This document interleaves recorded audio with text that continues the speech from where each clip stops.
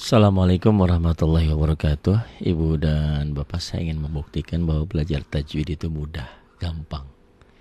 Kok gampang? Iya, kalau memang memiliki ciri, memiliki cara, memiliki kemampuan untuk mengkaji tekniknya seperti apa.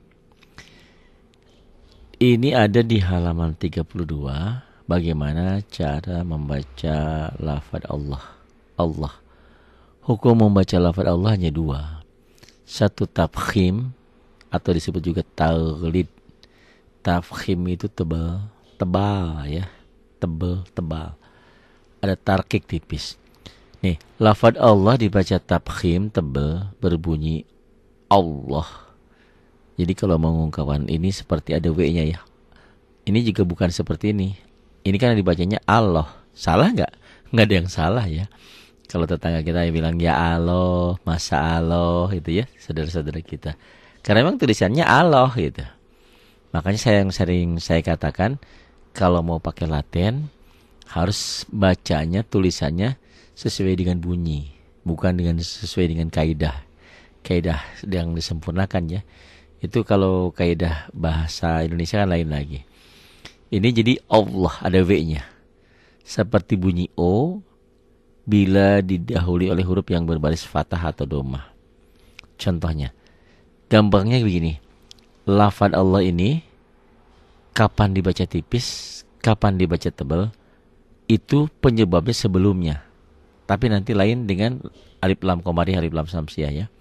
Kalau alif lam itu sesudahnya huruf apa? Ini sebelumnya baris apa? Bisa dipahami ya? Nanti kita bahas tentang alif lam qamariyah dan alif lam syamsiyah. Kalau alif lam itu disebabkan apa? Penyebabnya apa? Alif lam itu dibaca sama nggak dibaca. Itu kan permasalahannya, alif lam itu dibaca sama tidak dibaca. Alif lam qamariyah sama alif lam syamsiyah. Kalau lafaz Allah ini permasalahannya tipis apa tebal? Bunyi O apa bunyi A gitu loh. Nah, lafaz Allah ini berbunyi O kalau sebelumnya baris di atas. Nih, ini penyebabnya.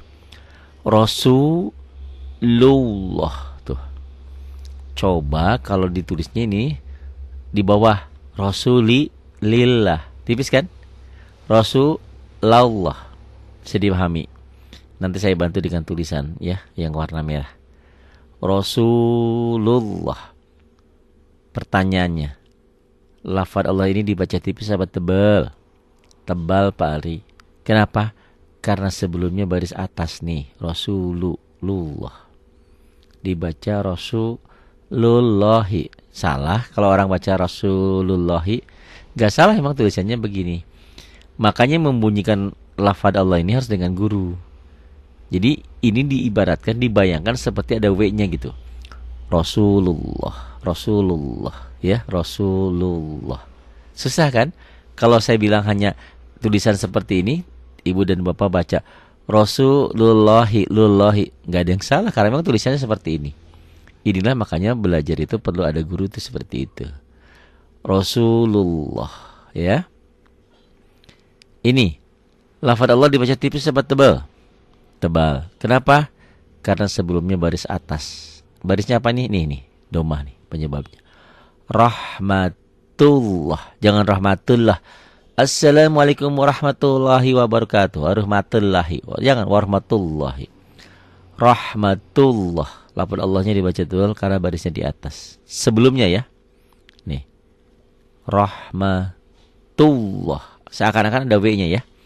Rahmatullah. Jadi sekali lagi, tidak ada salah sebetulnya orang yang baca Latin bilang rahmatullahi. Emang tulisannya gini tuh. Ya. Kadang-kadang O-nya ditulisnya pakai A lagi, rahmatullahi. Assalamualaikum warahmatullahi, bukan warahmatullahi. Ya. Nasrun ini dalam pelajaran tanwin sudah dibahas ya. Nasrun ini jadi nasrum, ini idgham bigunnah. Karena dhammah tain ketemu mim. Ditandai dengan di sininya ada sidahnya kalau dalam Quran. Cetakan Indonesia ya. Cetakan Timur Tengah juga sudah dibantu. Nasrum minallah. Enggak minallah, minallah. Ya, nasrum minallah. Bayangkan sepertinya di sini ada W-nya. Nasrum minallah. Sebetulnya tidak ada W ini nasrum minallah, enggak. Seakan-akan ada W tipis. Nasrum minallah, minallah, minallah. Pertanyaannya, lafaz Allah dibaca tipis apa tebal? Tebal. Tebal itu namanya tafkhim. Kenapa tebal? Karena sebelum yang mendahului. Atau ada yang bilang sebelum, karena didahului oleh fathah, boleh. Kalau saya bilangnya karena sebelum lafaz Allah ada huruf yang berbaris di atas, berbaris fathah. Bisa fathah, bisa domah. Tuh. Mudah enggak? Masih belum jelas juga? Tanya ya. Jangan sungkan dengan saya. Kan saya bilang saya ini dokter tajwid gitu ya. Belagu amat. Enggak. Ya saya ngibaratin putri saya tadi sakit, dibawa ke dokter. Ternyata dokter itu enggak pinter-pinter amat ya. Dia manusia biasa. Anak saya itu panas. Diobatin sama dia, panas. So, yang menyembuhkan Allah ya. Ini syariatnya, bicara syariatnya. Hakikat Allah yang menyembuhkan. Syariatnya. Kok anak saya panasnya masih juga? Besoknya saya bawa lagi ke dokter. Kebetulan dokternya berbeda. Pak, ini udah biasanya kalau sudah dikasih obat sama dokter, alhamdulillah sembuh. Yang menyembuhkan Allah ya. Ini wasilah aja. Kenapa dokter ini hari kedua masih panas saja? Bahkan saya tadi malam gelisah gitu, ya Allah anak saya panas seperti ini. Takut, ya namanya kekhawatiran kan ada aja, takut ini takut itu ya. Saya bawa lagi ke dokter. Ternyata diperiksakan sama dokter, emang sakitnya kenapa Pak? Ini tenggorokannya sakit. Nah, dibaterein lah sama dia di center. Oh ini Pak, amandelnya tuh bengkak tuh, lihat. Ini minum es, terus minum yang gurih-gurih dan segala macam. Oh, dokter yang sebelumnya, yang sehari sebelumnya memberikan diagnosa bahwa anak saya itu tipes katanya. Saya bilang, oh dokter ternyata juga bisa salah. Ini gimana? Saya bilang dokter ini. Jadi inilah yang saya katakan, kalau ini sepertinya ungkapan saya itu tidak ada gunanya. Ini begini, jadi bapak itu dalam posisi ibu dan bapak datang ke saya berbeda. Mungkin Pak Amran itu kemarin yang dari Manado datang ke sini, datang loh, sengaja. Ya dia sengaja ingin ketemu Pak Ari. Pak Amran dengan Pak Sarman, beda-beda setiap orang gitu loh. Paham gak logika berpikirnya? Jadi belajar sekarang ini kita tidak lagi dalam sekelas. Apa sih maksudnya? Kalau dulu kita ini orang belajar di SD, kelas 1, kelas 2, kelas 3, levelnya sama, usianya sama, kemampuannya sama, semuanya sama. Sementara sekarang kita ini belajar dalam kondisi yang berbeda. Ada yang usia 30, 32, ada yang 70, ada yang sekolah biasa-biasa saja, ada yang S1, ada yang S2. Itu macam-macam gitu ya, yang memiliki pengalaman yang berbeda-beda. Oleh sebab itu, ibu dan bapak jangan sungkan mengungkapkan permasalahan yang ada. Biar saya bisa menangani. Sombongnya, nggak boleh sombong ya. Dengan kata lain, saya ini dokternya, biar saya menganalisa, memberikan obatnya pas gitu loh. Pak Hari saya nggak bisanya di sini. Pak Hari saya ngerangkai ini susah nih, bacanya gimana. Nah nanti biar saya kupas tuntas. Ini dibacanya gimana? Ini ro patah ra. Kenapa jadi o? Karena ini ro-nya tebel. Ro sin wadomah su jadi panjang karena ada waw. Ini matobi rosu lam wadomah lu rasulu, ketebuk tanda seperti ini. Ini hurufnya jadi dua. Yang satu sukun, yang satu hidup. Rasulullahi, iya betul, Rasulullah ha wa kasrohi. Cuman spesial lafaz Allah ini seakan-akan ada W-nya jadi tebel, tafkhim. Bunyinya gimana? Rasulullahi. Gitu loh Pak. Jadi ibu dan bapak jangan pernah sungkan, anggaplah saya ini saudara bapak. Dan memang saudara seiman toh. Jadi mau kemana kita curhat selain kepada Allah dan kepada orang yang mau membantu. Saya sudah membukakan diri, silahkan bapak ibu tidak usah sungkan. Pak Hari belajar tadi jadi kepanjangan ngomong. Ini motivasi penting seperti ini. Karena kalau belajar lewat banyak kalau Pak. Tempat kursus itu ustadz yang pintar-pintar tuh banyak. Cuman terkadang mereka tidak komunikatif. Kita mau bukan merekanya, kitanya sungkan untuk bertanya. Nah sekarang kalau saya berikan kesempatan dari ibu dan bapak, silahkan bertanya. Ada kemauan apa? Silahkan sampaikan. Selama saya mampu, saya buatkan. Kan ada, Pak Ari minta ini, Pak Ari minta itu. Insya Allah ya. Saya tidak janji, sesuai dengan waktu lah, seiring waktu. Tuh, begitu ya. Jadi, ibu dan bapak jangan sungkan untuk mengungkapkan keluhan yang ada. Biar dokter tajwidnya bisa membantu ya. Kemarin juga ada pensiunan di Bandung. Pak Ari boleh katanya, Pak Ari dipanggil sama saya, guru saya. Aduh, Bapak, alhamdulillah ada ilmu saya cuma saeutik sedikit, Bapak mau salit gitu ta. Ya alhamdulillah kalau ilmu saya bisa bermanfaat mah. Nih ya, kembali ke pelajaran lagi biar enggak pusing. Kalau tadi tebel, ini tipis tarkik. Gampang sebetulnya belajar dengan saya nih. Lafaz Allah dibaca tarkik. Ingat kik tipis berbunyi Allah. Ya seperti saudara-saudara kita agama lain ya, Allah. Bila didahului huruf yang berbaris kasrah. Maksudnya apa pengucapannya? Kalau kita kan Allah. Kalau Kristen kan Allah, Nasrani Allah. Kita Allah. Jadi jangan salah ya. Jangan auzubillah, jangan auzubillah juga jangan. Ada nanti ya. Kapan harus tipis, kapan harus tebal gitu maksudnya. Nih. Tipis tarkik kapan nih? Contoh ya, kalau nggak ke contoh nggak ini. Lafaz Allah bila didahului oleh huruf yang berbaris di bawah atau kasroh. Di bawah kasroh nih. Contoh ya. A'udzu billah. A'udzu billah. Fokusnya ke sini. Lafaz Allahnya dibaca tipis apa tebal? Tipis Pak Ari. Kenapa tipis? Tipis itu berarti berbunyi Allah ya, Allah ya. Kayak orang saudara kita agama lain ya. Allah gitu. Kapan? Kalau sebelum lafaz Allah barisnya di bawah. Jangan dibaca a'udzubillah. Kan Allah, enggak selalu begitu. Justru kalau sebelum lafaz Allah barisnya di bawah, pengucapannya sama persis seperti saudara-saudara kita yang Nasrani mengungkapkan Allah gitu loh. Jadi a'udzubillah, jangan a'udzubillah. Paham enggak Pak, Ibu? Gini aja, lafaz Allah dibaca tipis bunyi A. Kapan? Kalau sebelum lafaz Allah baris di bawah. Nih sebelum lafaz Allah baris di bawah hurufnya. Alif ini nggak dianggap ya. Jadi ini aja nih. Karena ini alif ini nggak ada barisnya. Jadi a'udzu billah. Jangan a'udzu billah. Paham nggak? Belum juga. Nanti tanya lagi. Nih, bismillah. Jangan dibaca bismillah. Kan Allah orang Islam tebal Allah bukan Allah. Allah mah agama lain. Ini lafaz Allahnya dibaca Allah. Lah. Kalau sebelum lafaz Allah barisnya di bawah. Lafzul jalalah ya, lafzul keagungan Allah.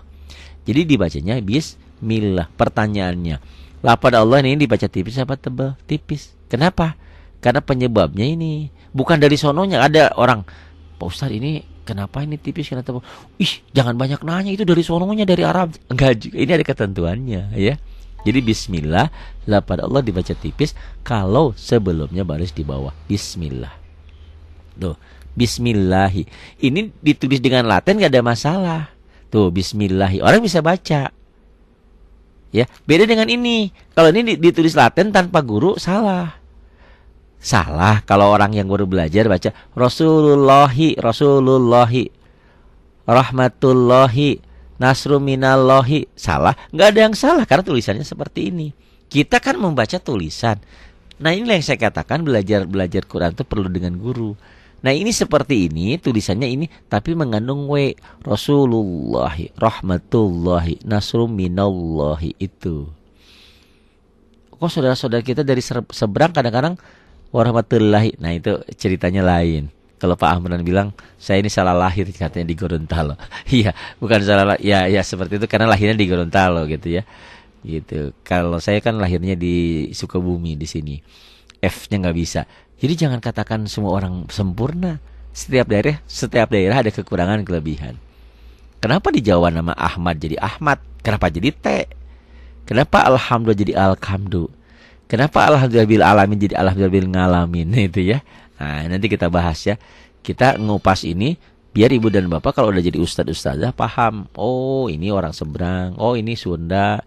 Oh, ini orang Jawa ini. Karena tiap daerah ternyata punya kelebihan dan kekurangan masing-masing. Itu ya. Nih, fi sabilillah, tipis tebal, tipis tarkik. Kenapa? Karena sebelum lafaz Allah barisnya di bawah. Tuh, garis ini nih. Fi sabilillah, jangan fi sabilillah, jangan. Tuh, tulisannya bisa dikatakan ya. Yang tarkik itu tulisan dan bacaan sama. Fi sabilillah, tuh, ditulisnya juga fi sabilillah. Hi ya. Kalau dihentikan fi sabilillah gitu. Paham? Sedangkan kalau tafkhim, tulisan dan bacaan berbeda. Rasulullahi ya, Rasulullahi kan. Rasulullah ini tulisan seperti ini bunyinya salah nih ya. Nah, Rasulullahi itu kan seperti ini. Dibacanya jadi tebal Rasulullahi. Rahmatullahi bisa dikatakan. Ini bacaannya bukan seperti ini ya. Bukan bacaan ini kalau kita membaca apa adanya berarti salah. Betul, kita katakan kalau tulisan ini ditulisnya kayak gini. Tapi dibacanya ada O ya, ada O tebal dan seakan-akan ada wawunya, ada W-nya. Rahmatullahi. Nasrum minallahi. Allahu akbar. Jangan Allahu akbar, jangan. Paham enggak? Jadi lafaz Allah itu pembacanya ada dua, ada tebal tafkhim, ada tipis tarqiq. Kapan tebal? Kalau sebelum lafaz Allah baris di atas. Baris di atas tuh bisa domah, ini domah nih. Domah.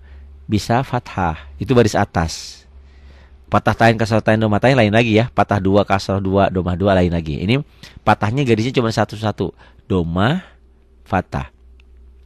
Lafaz Allah dibaca tipis hanya satu. Kalau sebelum lafaz Allah barisnya di bawah. Nih, kasroh. A'udzubillah, bismillah. Fi sabilillah. Paham enggak? Atau nanti lillahi ma fis sama. Lillah di lafaz Allahnya, di lafaz Allahnya ada kasrahnya. Nih saya tulisannya pakai yang warna merah. Lillahi. Lillahi karena persis di lafaz Allahnya barisnya di bawah. Ya, lillahi ma fis samawati wa fil. Paham belum? Jangan sungkan. Anggaplah saya ini keluarga dekatnya. Ya, saudara, iya, saudara seiman. Kalau saudara kan dengan saudara juga kadang-kadang saudara-saudara juga kita canggung. Kita ragu mau minjem uang gimana? Makanya kalau ngeluh itu sama Allah ya. Kalau Allah semakin diminta semakin sayang. Kita minta apa aja sama Allah selama itu positif silakan. Salat itu semua ibadah itu umumnya kan ibadah itu doa. Salat itu doa semuanya. Haji juga doa semua gitu kan. Jadi Allah semakin diminta semakin sayang. Manusia lain. Kalau diminta, hari ini diminta dikasih. Besok lu minta melulu. Kapan ngasih kayak gitu ya? Padahal yang saya sering sampaikan, harta itu, ibadah itu semuanya dengan harta, dengan uang. Ya, ada uangnya gitu maksudnya. Maksudnya apa? Nah, harta dan uang itu semuanya baru menjadi tabungan kita manakala dititipkan. Kan sudah saya ceritakan. Saya punya uang 1 juta. 1 juta itu tidak bisa dibawa mati kalau uang itu tidak dititipkan. Dititipkannya apa? Ya untuk memberi nafkah keluarga, memberi kepada fakir miskin, membantu rumah yatim yang akan kita bangun misalnya di sini, atau mushola, atau membangun masjid, membantu jompo, fakir miskin. Itu titipan yang akan dibawa, yang kekal, yang akan dibawa di akhirat nanti. Jadi kalau uang 5 juta yang 4 jutanya dibelikan hal-hal keduniaan, itu kan habis. Tapi yang 1 jutanya yang disimpan di masjid, disumbangkan ke masjid, itu yang kekal, akan terus dibawa ke sana. Gitu ya Pak ya. Oke. Paham gak nih? Lafaz Allah. Lafaz Allah. Sekali lagi pertanyaannya. Bagaimana cara membaca lafaz Allah? Ada 2. Ada tipis, ada tebal. Kapan tipis? Kalau sebelum lafaz Allah barisnya di bawah. Sebelum lafaz Allah barisnya di bawah. Kapan tebal? Kalau sebelum lafaz Allah barisnya di atas. Gak mudeng juga, gak ngerti juga, tanya sama saya terus ya. Jangan sungkan. Ini saya bukakan kedua belah tangan untuk menerima pertanyaan. Tapi usahakan SMS-nya pakai WA. Pakai SMS biasa, aduh pulsanya ya, bantu pulsanya ya. Boleh lah ya gitu. Terima kasih untuk semuanya. Billahi taufiq wal hidayah. Wassalamualaikum warahmatullahi wabarakatuh.